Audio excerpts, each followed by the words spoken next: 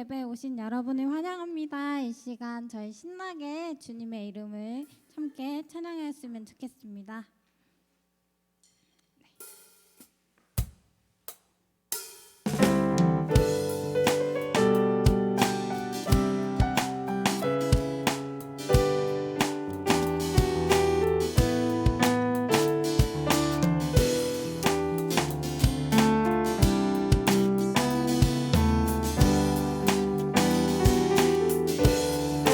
주의 친절한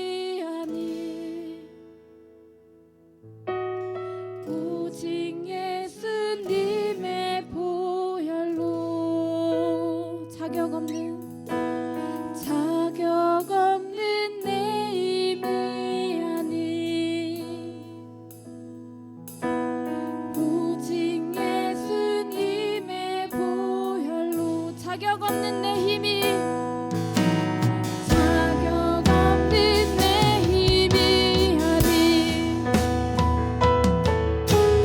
오직 예수님의 보혈로 마지막으로 자격 없는 내 힘이 아니 오직 예수님의 보혈로 십자가의 보혈 십자가의 보혈 완전하신 사랑 힘입어 나갑니다 십자가의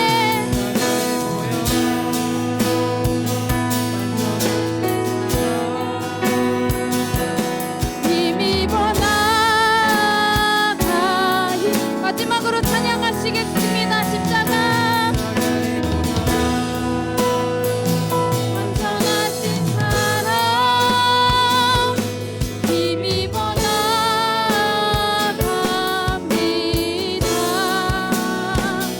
십자가의 보혈 완전하신 사랑 힘입어 예배합니다.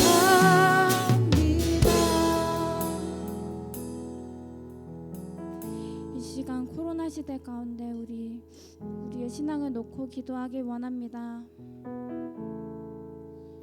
비대면 예배로 드리는 나의 모습이 주님께 부끄럼 없는 모습이 되게 하여 주시고 나는 부족하고 연약하오니 주님의 힘과 능력으로 예배의 자리에 나올 수 있게 해달라고 이 시간 함께 기도하시겠습니다.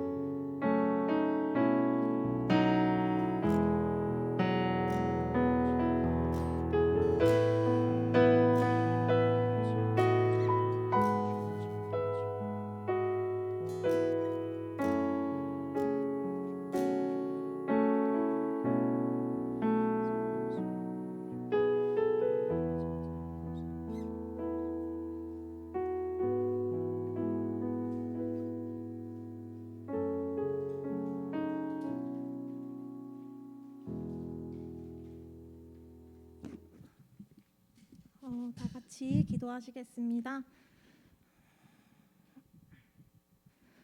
우리가 너무나도 사랑하고 우리의 생명 되시는 하나님 감사합니다.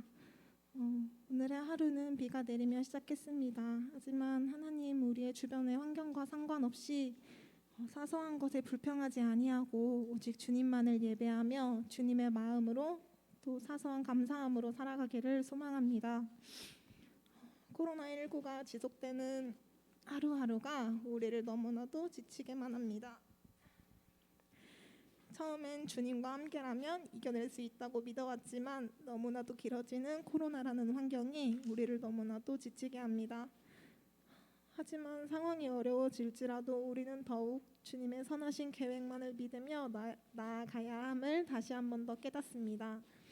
우리는 너무나도 약한지라 주님을 의지하지 않으면 세상 속에서 나의 신앙을 지키고 나의 믿음을 세우는 일이 쉽지 않음을 알게 하시고 또 우리의 교만한 마음을 주님께 순종하는 마음으로 돌려 주시옵소서.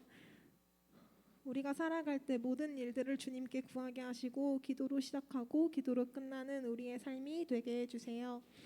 말씀을 전하시는 강도사님의 입술에 성령의 충만함을 부어주시고 말씀을 통해 우리가 한 주를 살아갈 때 힘든 일이 있어도 회복해 하시는 능력을 부어주시옵소서. 우리가 함께 모이지는 못하지만 지체들 한 명 한 명을 그 자리에서 교회로 세워주시고 그들에게 흔들리지 않는 믿음과 굳건함을 부어주시옵소서. 우리의 예배를 기뻐 받아주시고 예배의 끝에 주님의 영광만이 남아있게 하시옵소서. 우리 삶의 모든 것을 주님께 구하는 한 주를 보낼 수 있도록 우리의 주변에서 또 우리의 마음속에서 함께 해주세요. 사랑이 많으신 예수님의 이름으로 기도드립니다. 아멘.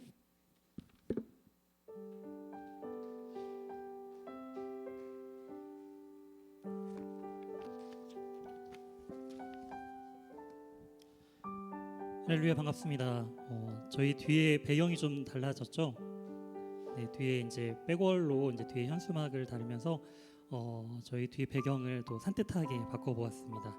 우리가 예배드림에 있어서 우리가 더욱더 여러 가지 개선을 하면서 또 주님 앞에 가장 좋은 것들로 드리길 원하는데요.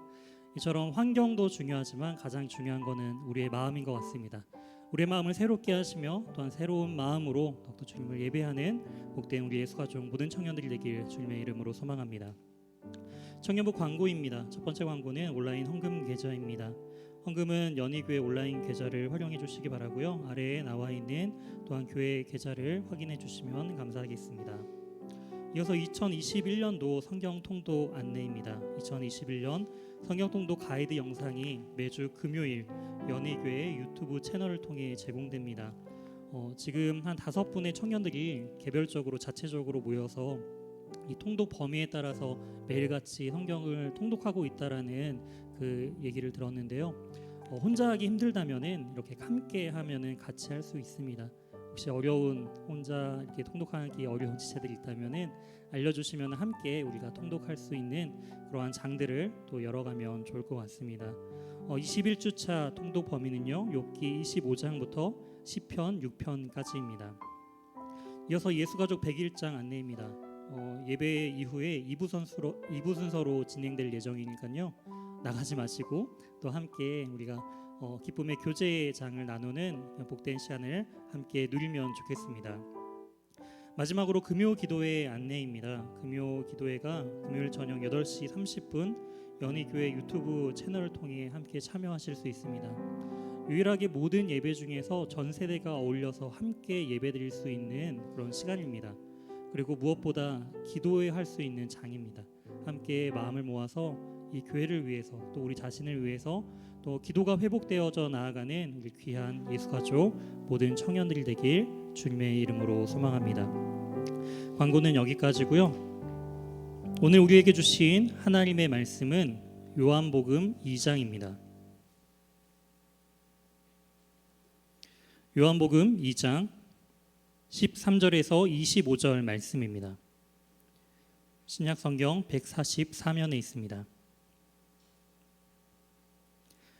다 찾으셨으면 제가 13절부터 24절까지 대표하여 봉독하고 25절은 함께 합독하여 읽도록 하겠습니다.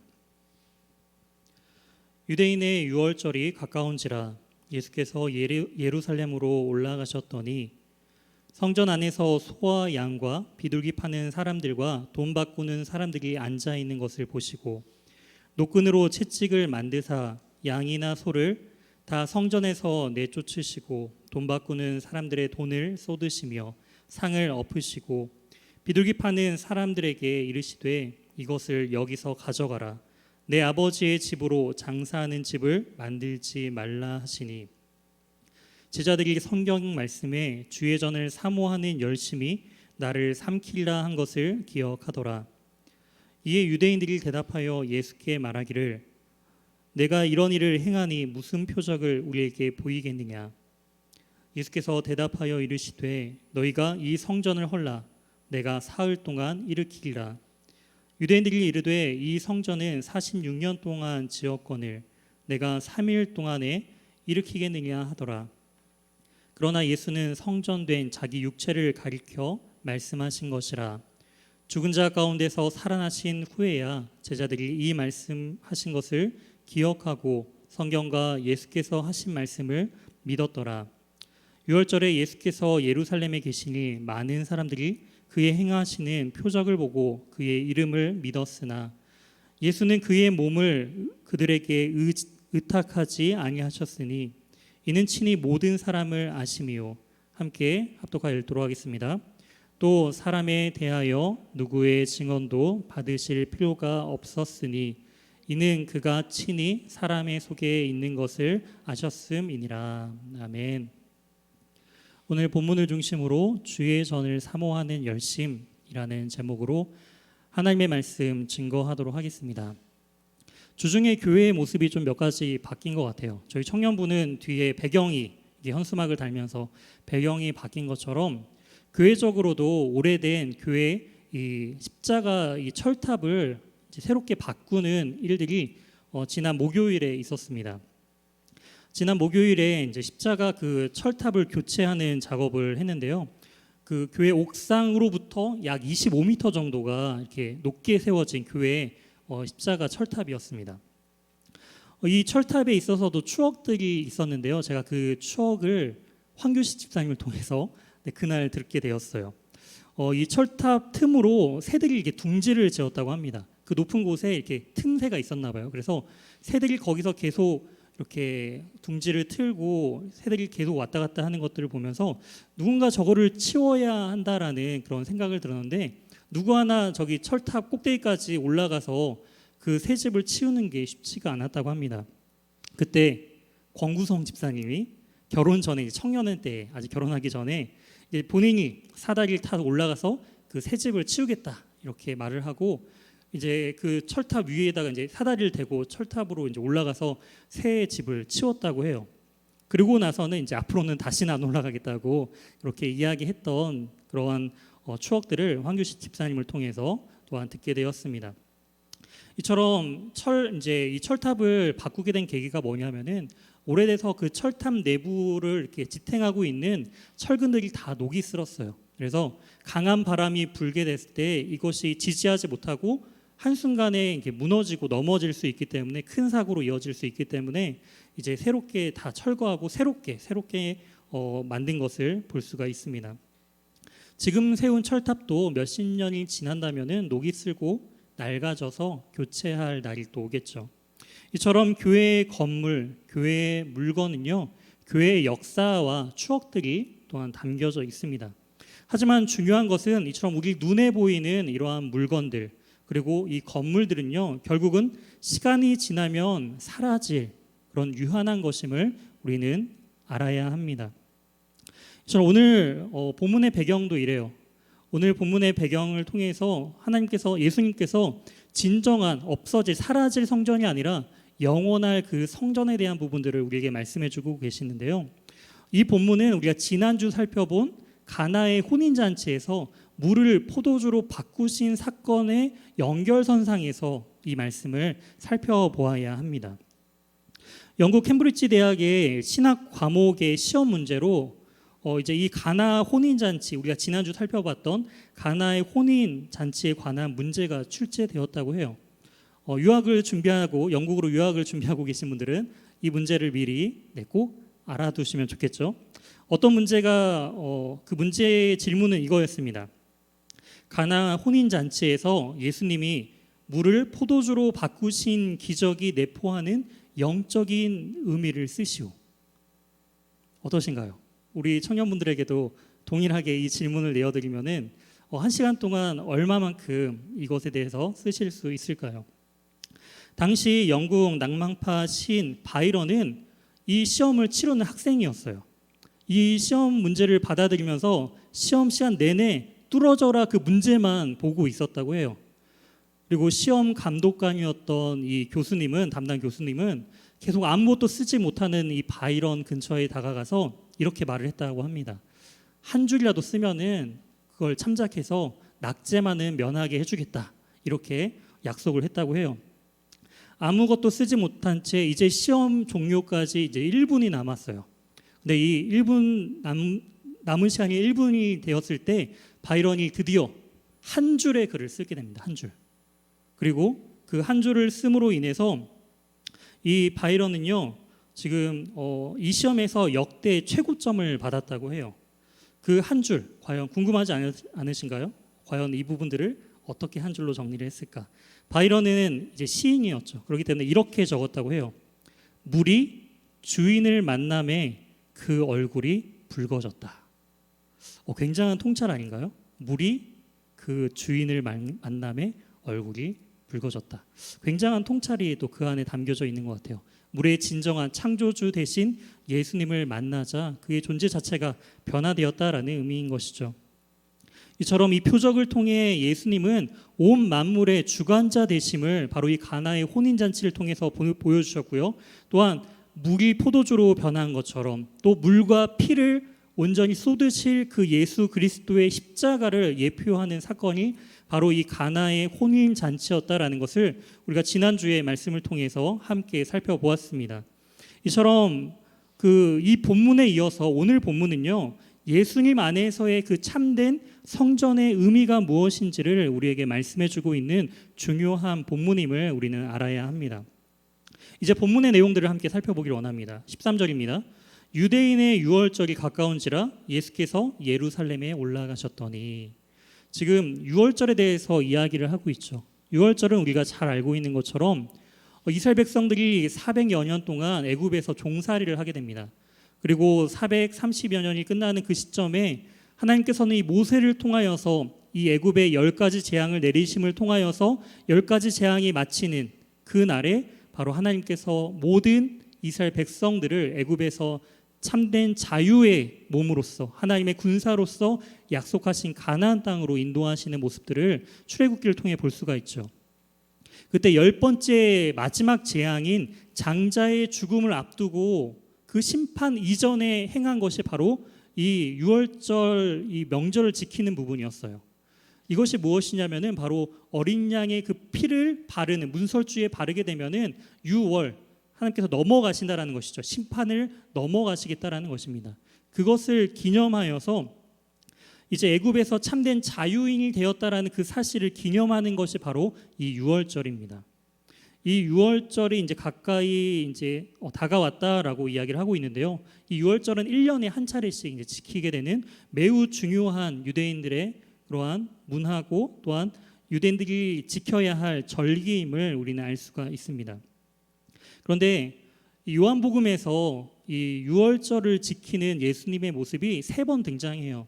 2장과 6장과 11장 이렇게 3번에 걸쳐서 예수님께서 이 유월절을 지키시는 모습들을 볼 수가 있습니다.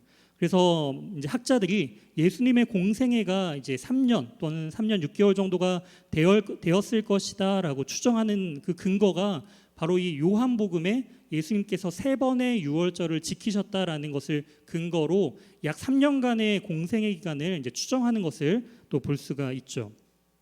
그런데 예수님께서는 여기에 이 유월절을 말할 때 유대인의 유월절이라고 표현을 하고 있는 것에 주목할 필요가 있습니다. 요한은요, 이 유대인이라는 표현을 제가 첫 번째 그 개론 때 한번 말씀을 해드렸는데, 이 유월절 그 유대인이다라는 표현 안에는 좀 부정적인 용어로 사용하고 있어요. 요한은 부정적으로서 바로 이 율법과 대조하면서 하나님의 그 복음을 따르지 아니하고 예수 그리스도의 그 사역과 그 십자가를 방해하는 그런 세력으로 이 유대인이라는 표현을 많이 사용하고 있는 것을 볼 수가 있습니다. 즉 유대인의 유월절이라는 표현 자체도 부정적인 뉘앙스가 함께 담겨져 있다라는 것을 우리는 유추해 볼 수 있다라는 것이죠.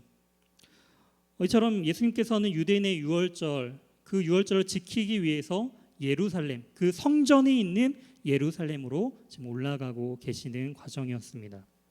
14절을 또 보시게 되면은 성전 안의 모습이에요. 이제 유월절을 지키기 위해서 이 유월절을 지키기 위해서 모든 유대인들은 1년에 한 차례 이상씩 이 명절이 되면은 특히나 이 유월절이 되면은 예루살렘 성전에 직접 나와서 하나님 앞에 제물을 드리고 예배를 드리는 모습들을 볼 수가 있는데요. 이처럼 이 안에는 온갖 그 소와 양과 비둘기 파는 사람들과 또한 돈을 바꾸는 사람들이 앉아 있는 그 모습을 지금 우리에게 보여주고 있습니다. 이 성전 안이라고 표현되어 있는 부분들에 우리는 또 주목해 볼 필요가 있는데요.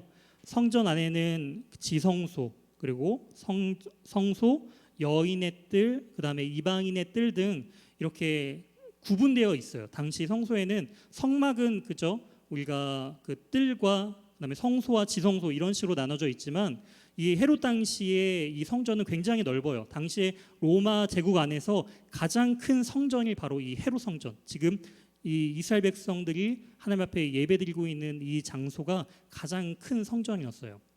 근데 그 중에서도 가장 넓은 지역에 해당하는 지역이 바로 이 이방인의 뜰에 해당됩니다. 지금 말하는 이 성소는요, 지성소나 성소의 그 개념이 아니라 이방인의 뜰을 이야기하고 있는 것이죠.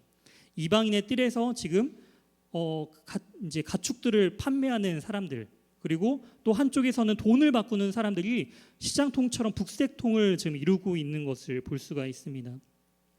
즉 이방인의 뜰에서 소와 양과 비둘기 파는 사람들이 지금 왜 이러한 매매를 하고 있는지 이 배경을 알 필요가 있는데요. 지금 이 6월절이 되면은 타국에 있는 유대인들도 다시 이 본국, 이 예루살렘으로 와서 하나님 앞에 제물을 드리면서 예배를 드려야 했습니다. 그렇기 때문에 멀리서 오는 사람들은 이제 하나님 앞에 바칠 제물을 이제 준비해서 오겠죠. 그런데 오다 보면 너무나 먼 길이기 때문에 이 가축이 이제 제대로 먹지를 못할 수도 있고 아니면 가다가 이제 다칠 수도 있는 경우가 발생합니다. 그렇기 때문에 그것에 하나님 앞에 제물로 드리는 것은 온전한 것만 드릴 수가 있어요. 상하거나 다친 것은 드릴 수 없기 때문에 온전한 것을 드리고자 하는 그러한 중심 때문에 이제 멀리서 온 사람들을 배려해서 이제 제물을 거기서 이제 사서 바로 하나님 앞에 드릴 수 있도록 그렇게 가축들을 판매하는 것을 볼 수가 있습니다. 정말 좋은 순수한 동기죠. 하나님 앞에 가장 좋은 것들을 드리고 싶은 좋은 동기로서 이렇게 매매가 시작되었음을 또한 그 배경을 알 수가 있습니다. 돈 바꾸는 사람들은 왜 돈을 성전에서 바꾸는 일들을 하고 있었을까요? 20세 이상의 그 유대인들은요, 이 1년에 한 차례 이 성전에 오면서 성전세를 내야 합니다. 그 성전세의 의미는 뭐냐면 바로 생명을 의미하는 생명의 속전이다라고 출애굽기 30장에 등장하고 있는데요. 이 성전세, 이 속전은 무엇이냐면은 이스라엘의 모든 장자들은 유월절날 죽었어야만 했어요. 하지만 하나님의 은혜로 말미암아 문설주의 그 바른 그 어린 양의 피로 말미암아 그 죽음에서 넘어갔죠.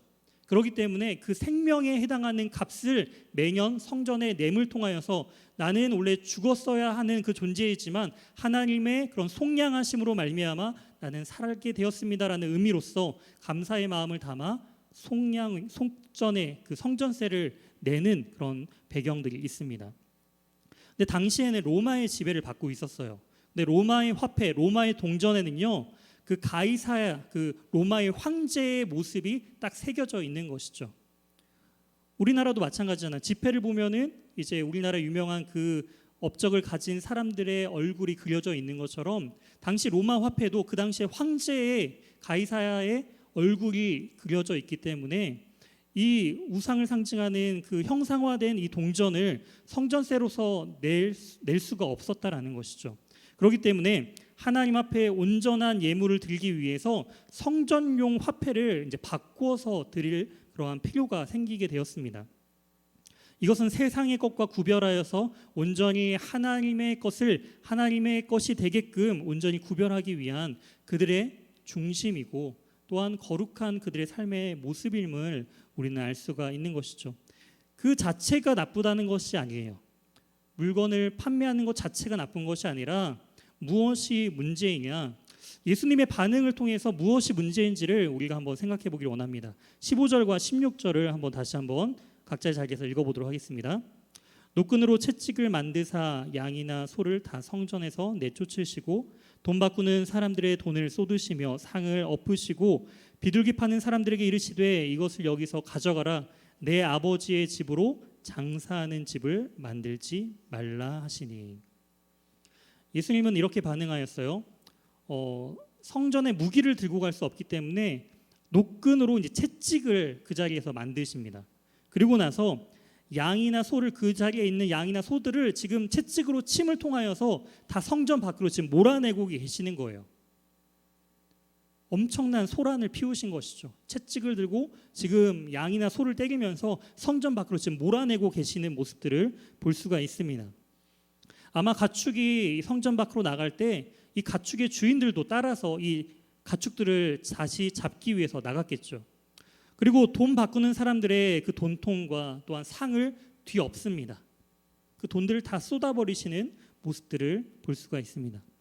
근데 특이한 것은 비둘기 파는 사람들, 비둘기 판다라는 것, 비둘기는요 극빈자를 위한 그런 제물이에요. 하나님 앞에 양이나 소를 드리지 못하는 극심한 이런 가난에 처한 자들이 그럼에도 불구하고 하나님 앞에 제물로서 드릴 수 있는 최소한의 것이 바로 이 비둘기입니다. 그렇기 때문에 이 비둘기는 극빈자를 위해서 드려지는 것인데, 이 극빈자의 그러한 부분에 있어서도 이득을 취하기 위해서 비둘기 파는 사람들도 있었다라는 거예요. 근데 이 사람들에게는 저는 이 사람들을 제일 혼내면서 비둘기를 다 이렇게 풀어서 날려보냈을 것 같은데, 예수님께서는 그렇게 하지 아니하시고 비둘기 파는 사람들에게는 이렇게 말합니다. 이것을 여기서 가져가라. 그냥 조용히 말하는 거예요. 가져가라, 가지고 나가라, 이렇게 말하는 것이죠. 왜 비둘기는 날려보내시지 않으셨을까? 동물과 이 돈들은 다 쏟아 부으면서 왜 비둘기는 날려보내시지 않는 것일까라는 질문을 우리는 해볼 수가 있습니다. 양이나 소는 내쫓아도 주인이 다시 찾아올 수가 있어요. 돈 바꾸는 사람들은 돈을 예수님께서 다 쏟으셨어도 다시 주워 담을 수가 있죠. 하지만 비둘기를 날려보낸다라고 한다면 어떻게 될까요? 다시 잡을 수 있을까요? 이미 날아간 비둘기는 잡을 수가 없는 것이죠. 여기에서 주님의 자비하심과 긍휼이 담겨져 있습니다.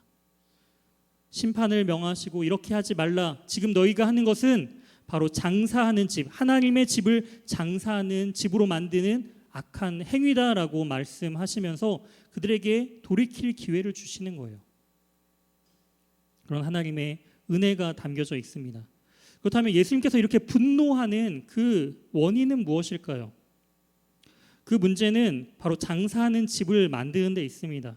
좋은 짐승 같은 경우에는 헐값에 매각해서 이거는 드릴 수 없는 짐승이야 라고 말하면서 헐값으로 매입하고 시세보다 비싼 값에 본인들이 재물을 용 그 가축들을 팔을 통하여서 이익을 남겼다라는 것이죠.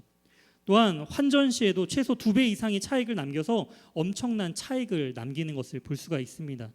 의도는 좋았어요. 하나님 앞에 온전한 제물을 드리기 위해서, 하나님 앞에 형상화된 우상의 것을 드리지 않고 온전한 것을 드리고자 하는 그들의 중심은 너무나 귀했습니다. 하지만 그 중심 이외의 방법적인 것들, 더 근본적인 것은 바로 이것을 통해서 한몫 취해보자라는 그러한 장사의 집으로 만드는 그 중심이 잘못되었다라는 것이죠. 그리고 그 이면에는, 가장 큰 이면에는 하나님 앞에 온전한 예배가 회복될 것을 주님께서는 원하셨다라는 거예요. 지금 이들이 장사하는 곳은 어딘가요? 이방인들이 전에 나와서, 성전에 나와서 하나님 앞에 기도하는 그 이방인의 뜰에서 기도하는데 지금 장사를 하고 있는 거예요. 이방인들은 뭐 하라고? 지금 하나님 앞에 예배하러 나왔지만 본인들이 추구하는 방법 때문에 다른 사람들이, 다른 이방인들이 하나님 앞에 나와 예배하고 기도하는 그 자리를, 지금 그 기회를 빼앗아 가고 있는 그런 모습들을 예수님께서 너무나 안타까워하시는 거예요. 그리고 하나님의 그 주님의 전을 그 사모하는 열심으로 이러한 거룩한 분노를 내고 계시는 것을 볼 수가 있습니다.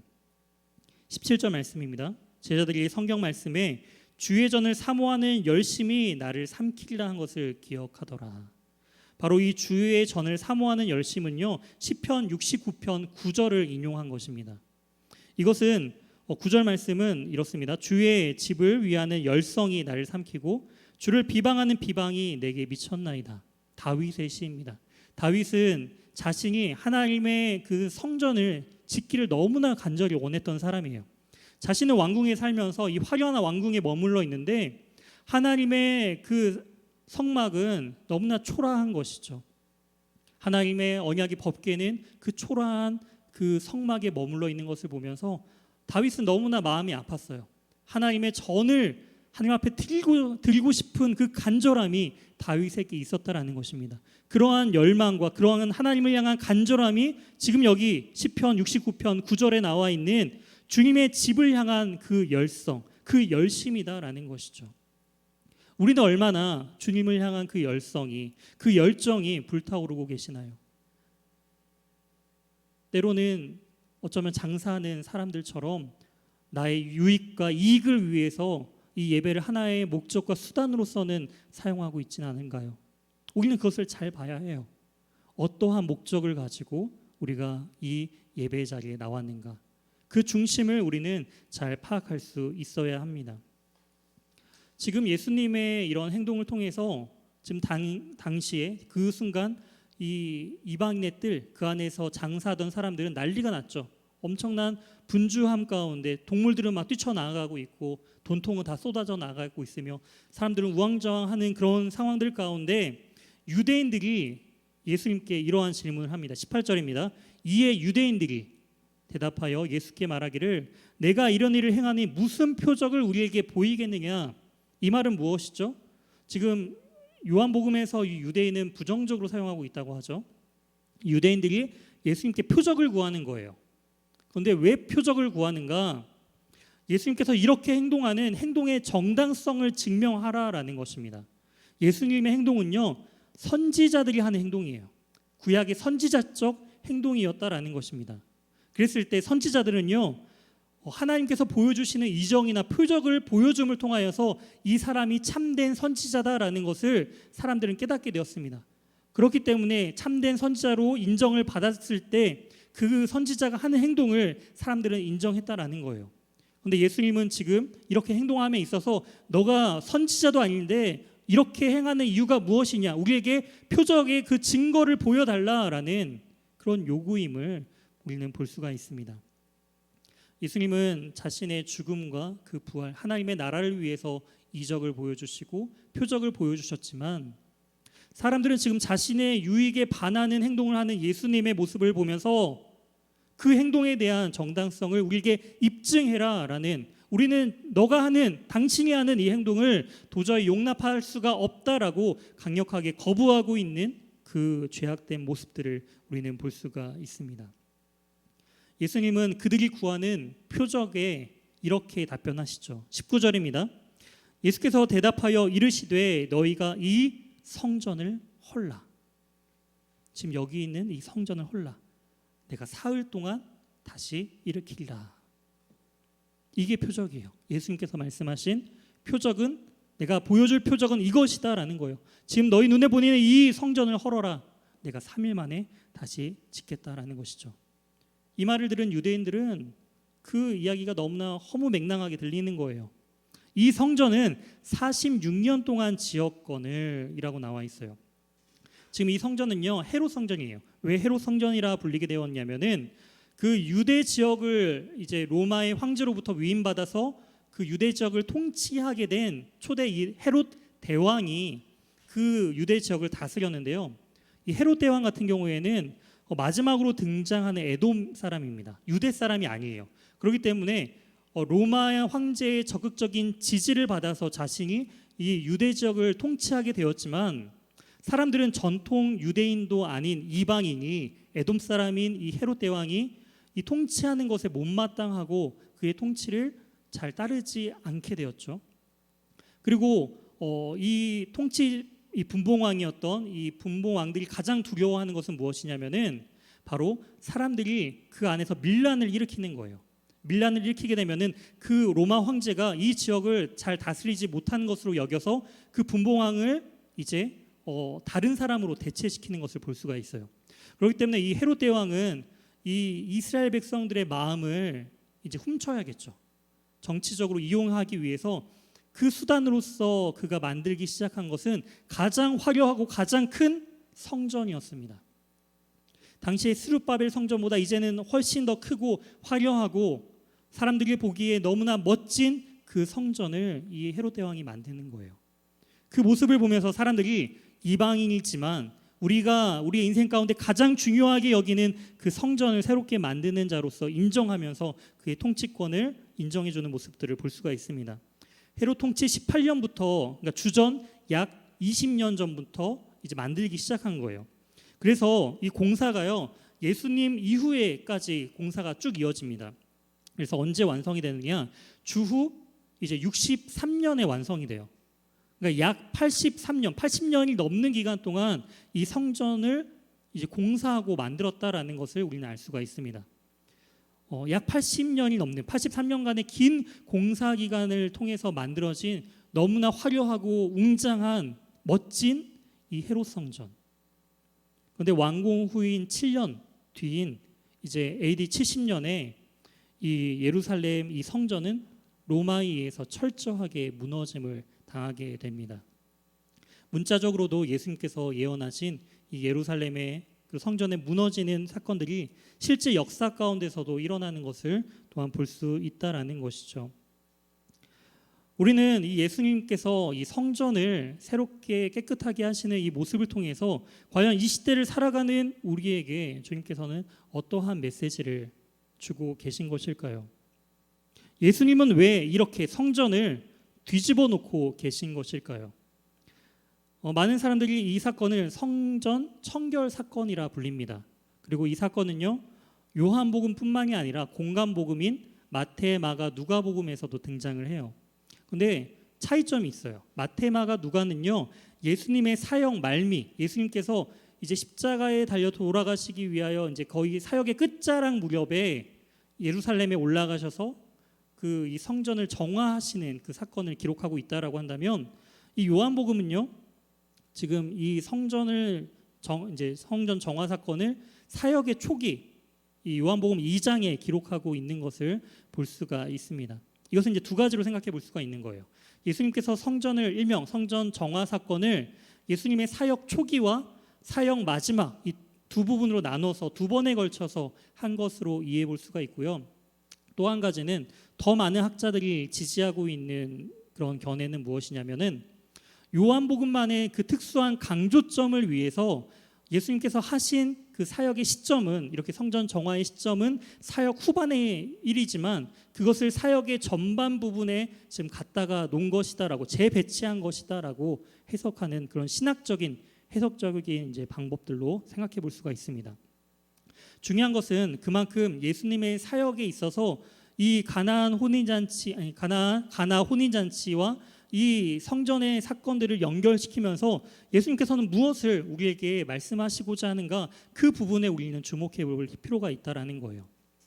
저는 이 성전 청결 사건을 더 정확한 의미에서는 청결 사건이 아니라 바로 예수님의 성전 시위 사건으로서 바꿔서 우리는 이해해 봐야 합니다. 말해야 합니다. 왜냐고요? 청결하게 한다라는 것은 무엇이죠? 깨끗하게 해서 재사용하고 그것을 앞으로 계속 사용하기 위해서 청결하게 하는 것이죠. 그런데 만약에 이제 곧 이 성전을 무너뜨릴 것이면은 그 성전을 깨끗하게 할 필요가 있을까요? 예수님께서는 이 성전을 깨끗하게 하기 위해서가 아니라 이 성전이 무너질 것을 지금 예언하시면서 사람들을 지금 내쫓고 계신 것을 알 수가 있습니다. 그 이유는 무엇이냐면은 예수님이 이처럼 성전 시위 사건 이후에 무엇이 달라졌냐라는 거예요. 소란이 한번 일어났죠. 하지만 그 뒤에 변화된 것은 아무것도 달라진 것은 없었습니다. 상인들은 다시 그 소란을 정리하고 나서 장사를 다시 시작했을 것이고요. 환전 상인들도 다시 돈 바꾸는 일들을, 쏟아진 그 돈들을 다시 담아서 다시 환전의 일들을 계속적으로 이어서 갔을 것입니다. 달라진 게 없었다라는 거예요. 그런데 주님께서는 왜 달라지지도 않는데 이러한 선지자적인 행동을 하신 것일까요? 주님은 알고 있었어요. 그들이 이렇게 해도 변화되지 않을 것을 주님은 알고 계셨다라는 것이죠. 우리 23절부터 25절 말씀 다시 한번 보도록 하겠습니다. 23절부터 25절 말씀입니다. 유월절에 예수께서 예루살렘에 계시니 많은 사람이 그의 행하시는 표적을 보고 그의 이름을 믿었으나 예수는 그의 몸을 그들에게 의탁하지 아니하셨으니 이는 친히 모든 사람을 아심이요 또 사람에 대하여 누구의 증언도 받으실 필요가 없었으니 이는 그가 친히 사람의 속에 있는 것을 아셨음이니라. 지금 사람들이 표적을 보고 예수님의 이름을 믿었다라고 표현하고 있습니다. 사람들은 표적을 보고 어떠한 기적을 보고 예수님을 믿기 시작했다라는 거예요. 많은 사람들은 예수님을 믿었지만 예수님 자신은 그들에게 의탁하지 아니하셨다라고 말하고 있어요. 여기서 말하는 의탁한다라는 이 단어는요, 원어상 믿다라는 뜻입니다. 즉 이렇게 해석할 수가 있어요. 예수님은 그들을 믿지 않으셨다라고 말이죠. 사람들은 예수님을 믿지만 예수님은 그들을 믿지 않으셨습니다. 왜냐고요? 왜냐하면 예수님은 우리의 사람의 생각의 중심을 아시는 분이시기 때문입니다. 사람들이 보고 믿은 것은 예수라는 존재 자체가 아니라 예수가 행한 기적과 표적을 바라보며 믿었습니다. 하지만 예수님은요, 어떠한 기적을 보여주시고자 그 기적 자체가 목적인 것이 아니라 기적을 통해서 예수님 자체를 바라보기를 원하셨다라는 것이죠. 그것이 바로 21절입니다. 그러나 예수는 성전된 자기 육체를 가리켜 말씀하신 것이라. 헤롯 성전은 이제 얼마 있다, 이제 몇십 년 뒤면은 다 무너질 것이다라는 거예요. 근데 진정으로 우리가 세움 받고 또한 우리가 세워야 할 그 성전은 무엇이냐? 바로 성전된 자기 육체, 즉 예수 그리스도의 그 죽음과 부활을 통해서 예수 그리스도께서 머리로서 세워지는 그 공동체, 그 성전을 주님께서는 세우고 있다라는 것을 우리는 알아야 합니다. 이것이 바로 진정한 주님께서 보여주시고자 하는 표적이다라는 것이죠. 건물이 무너지고 그 건물을 3일 만에 짓는다라는 의미가 아니라 자신이 십자가에 달려 죽으시고 3일 만에 부활하실 것을 말씀하신 것이죠. 성전은 건물이 아닙니다. 성전은 바로 예수 그리스도 자체이시죠. 또한 주님께서 거하시는 우리의 몸 역시도 성전이 된다라는 그 사실을 또 우리는 알아야 합니다. 주님께서도 우리의 인간을 믿지 아니하셨는데, 그렇다면은 우리가 믿어야 할 참된 소망은 무엇일까요? 인간 안에 그런 소망이 없는데 과연 우리는 어떠한 소망을 가지고 살아가야 할까요? 그 소망의 메시지가 22절에 나와 있습니다. 22절 말씀 우리 각자의 자리에서 한번 다 같이 읽어보도록 하겠습니다. 시작. 죽은 자 가운데서 살아나신 후에야 제자들이 이 말씀하신 것을 기억하고 성경과 예수께서 하신 말씀을 믿었더라. 아멘. 가나 혼인 잔치에도 마찬가지죠. 물 떠온 하인들은 물이 어떻게 변화됐는지 과정을 알았습니다. 하지만 믿음에 이르지는 못했죠. 진정한 믿음에 이른 자는 누구였죠? 예수님을 온전히 따라 나아간 제자들이었습니다. 사람들은 수많은 표적과 기적을 보았지만 예수님을 믿는다 하였지만 그들은 표적을 믿었지 예수님을 믿지 않았습니다. 하지만 이 말씀을 통해서 진정으로 믿음에 이르게 되는 사람들은 누구죠? 제자들입니다. 근데 그 제자들도 지금은 부족하다라는 거예요. 연약하다라는 거예요. 예수님께서 죽은 자 가운데서 살아나신 후에야 비로소 지금 예수님께서 말씀하시고 있는 이 요한복음 2장의 말씀을 그들이 기억하고 그들이 떠오르면서 그들이 비로소 이 말씀을 믿게 되었다라는 것입니다. 여기에 소망이 있습니다. 살아나신 후에 일어난 사건. 예수님께서 살아나신 후에 어떠한 사건이 있었나요? 바로 살아나신 이후에 주님께서는 이제 승천하시죠. 그리고 우리에게 보혜사 성령을 보내주십니다. 보혜사 성령의 사역이 이거예요. 예수님의 말씀을 기억나게 하는 것. 여기에 소망이 있습니다. 우리에게 소망이 있는 것이 아니라 우리에게 하나님의 말씀을, 예수님의 말씀을 기억나게 해주시는 그 보혜사 성령 하나님의 그 사역의 역사가, 그 능력이 우리의 참된 소망임을 기억해야 합니다. 주님께서는 우리에게 말씀하고 계세요. 인생을 살아가면서 괴롭고 힘들고 지칠 때마다, 죄 가운데 빠질 때마다 성령 하나님께서는 한없는 탄식하심으로, 부르짖으심으로 우리의 양심 가운데 호소하고 계시며 하나님의 말씀을 생각나게 하게끔, 기억나게 하게끔 우리를 인도하신다라는 것입니다. 근데 무엇이 문제인가요? 그 성령님의 음성을 우리가 듣지 못하고 있다라는 거예요. 우리는 이미 주의 몸된 전입니다. 성전입니다. 그렇기 때문에 예수 그리스도를 구주로 인정한 자들은 우리 안에 누가 계시다고요? 예수 그리스도의 영이, 성령이 우리와 함께 하시다라는 거예요. 그것을 우리는 기억하고 여기에 소망이 있음을 우리는 알아야 합니다. 주님께서는 세상에 보이는 수많은 것들이 다 사라지고 영원한 것, 주님과 진정한 성전으로서 하나 될 것을 우리에게 말씀해 주고 계십니다. 세상은 잠시 누리게 될 그 포도주의 맛을 보여주면서 그 세상의 즐거움에 참여하라 말하지만, 예수님께서 우리에게 주신 것은 잠시 있다 사라질 것이 아니라 영원한 하나님과 한 몸을 이루는 성전을 통하여서 진정한 참된 기쁨을 누릴 것을 우리에게 요청해 주고 계시는 거예요. 우리는 지금 그것을 바라보며 살아가는 존재입니다. 사랑하는 청년 여러분, 우리가 주님이 거하시는 참된 성전됨을 기억하면서 우리 안에 주님께서 말씀하시고자 하는 그 주님의 음성을 우리가 집중하여 그 음성을 듣는 복된 인생을 살아가는 사랑하는 저와 우리 귀한 연희교회 모든 성도님들이 되시길, 우리 청년들이 되시길 주님의 이름으로 소망합니다. 우리 이 말씀을 기억하면서 함께 찬양으로 결단하며 고백하며 나아갔으면 좋겠습니다. 주님, 우리의 마음을 받아 주시옵소서. 주님의 처소 삼으시는 우리가 온전한 처소로서의 역할들을 감당할 수 있도록 주님, 우리의 마음을 붙들어 주시옵소서. 온전한 성전으로 우리가 회복되게 인도하여 주시옵소서. 함께 이 찬양으로 고백하며 나가도록 하겠습니다. 나의 마음 받으소서. 오셔서 주님의 처소 삼으소서. 나의 전부이신 주여 내 마음을 받아주소서.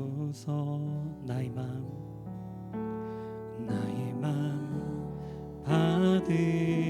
받으소서. 오셔서 주님의 처소 삼으소서.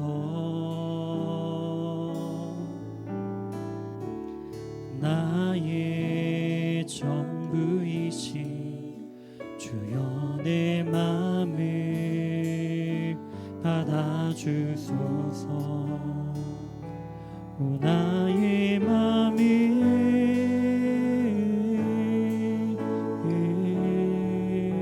주님께 열었으니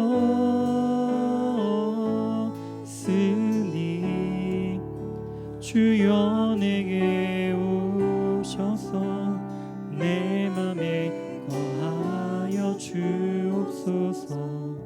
주가 기뻐하는 주의 성전 되게 하소서. 나의 맘 받으소서. 오셔서 주님의 처소 삼으소서.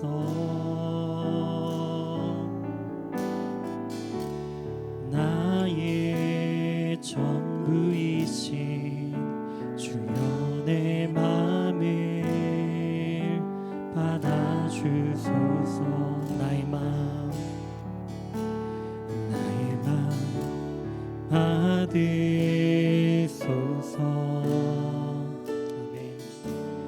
오셔서 주님의 처소 삼으소서. 나의 전부이신 나의 전부이신 주여 내 맘을 받아주. 오 나의 맘을 오 나의 맘을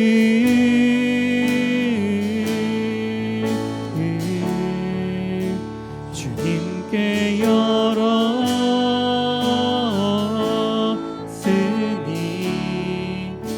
주여 내게 오셔서 내 맘에 거하여 주옵소서. 주가 기뻐하니 주의 성 나의 맘을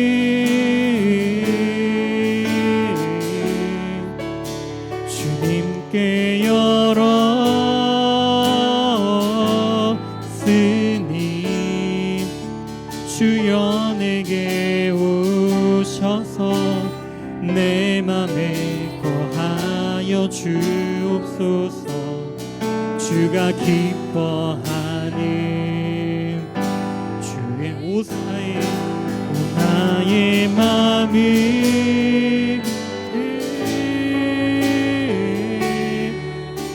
주님께 열었으니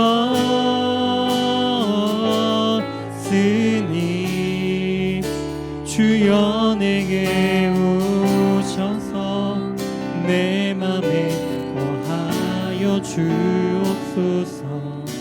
주가 기뻐하는 주의 성전 내게 하소서. 나의 맘 받으소서.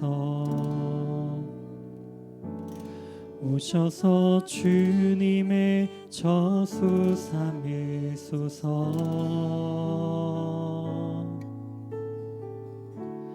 나의 전부이신 주여 내 맘을 받아주소서.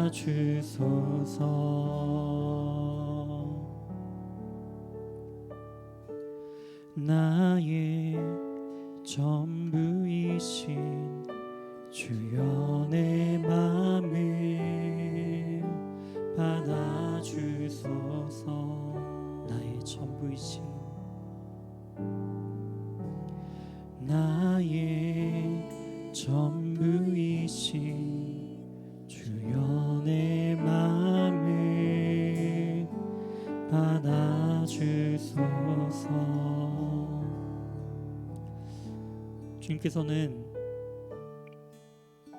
우리의 옛 습관과 우리가 세웠던 그 우리만의 성전을 허무실 것입니다.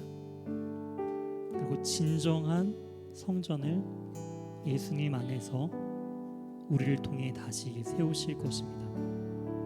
지금 우리는 그러한 과정 가운데 있는 거예요.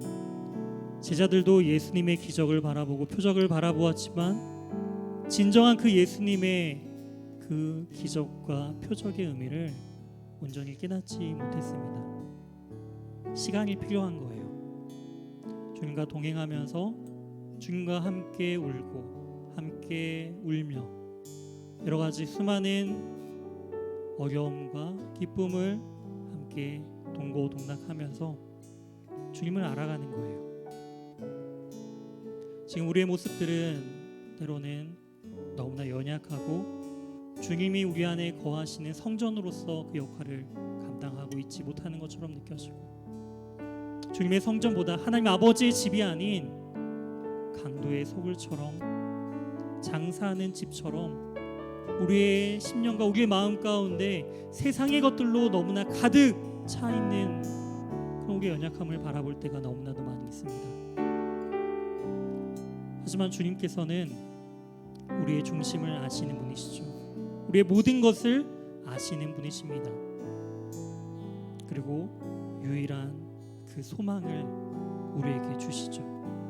바로 예수의 영, 보혜사 성령님을 우리 안에 함께 동행하게 하시며 늘 떠나지 아니하시는 그 주님의 성령의 은혜와 능력으로 말미암아 비로소 우리가 주님을 온전히 바라보고 깨닫는 그 날을 주님께서는 기다리고 계시는 것입니다. 주님께서는 포기하고 계시지 않아요. 기다리고 계세요. 그 주님의 마음을 우리가 깨닫고 우리가 온전한 성전으로서 다시금 세워져 나아가고 지어져 나아가길 소망합니다. 우리가 그렇게 결단하며 기도했으면 좋겠습니다. 주님, 지금 내 안에는 하나님의 집이 함께 머물러 있지만 그 집은 예수 그리스도로 가득 차 있는 것이 아닌 세상의 근심과 염려와 주님 내 안에 세상의 것들로만 너무나도 많이 가득 차 있는 그 죄악된 모습들을 바라볼 때가 너무나 많이 있습니다. 주님, 내 안에 다시금 주님의 자리를 내어드릴 수 있도록 우리를 새롭게 하여 주시고 변화시켜 주시고 그 성령으로 충만히 주님께서 마음껏 역사하실 수 있도록 우리의 삶을 변화시켜 달라고 이 시간 결단하며 함께 기도하며 나아가도록 하겠습니다. 하나님 감사합니다.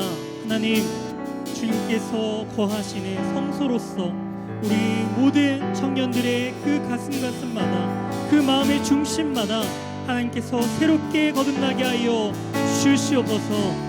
세상의 것들로 가득 차 있는, 세상의 염려와 두려움과 근심들로 가득 차 있는 우리 청년들의 그 심령들을 다시금 새롭게 하여 주시고 변화시켜 주시고 무너뜨려 주셔서 다시금 하나님의 성전으로서 온전히 세움받아 하나님의 온전한 자녀로서의 능력 있는 복된 인생들을 살아갈 수 있는 주의 귀한 청년들이 될 수 있도록 하나님 아버지 함께하여 주시옵소서. 성령보혜사의 그 능력으로 말미암아 하나님의 말씀을 깨닫게 하여 주시고 오늘 선포된 하나님의 말씀들이 이 시대를 살아가는 우리 청년들의 가슴 가운데 온전히 숨겨져서 세상을 살아갈 때마다, 힘들 때마다, 괴로울 때마다, 주님 유혹과 절망 가운데 있을 때마다 하나님의 말씀으로 새롭게 하여 주시고 변화시켜 주시고 하나님의 말씀으로 온전한 참된 소망으로서 새롭게 거듭나는 우리 주의 귀한 예수가족 청년들이 될 수 있도록 주님 인도하여 주시옵소서. 주님 함께하여 주시옵소서.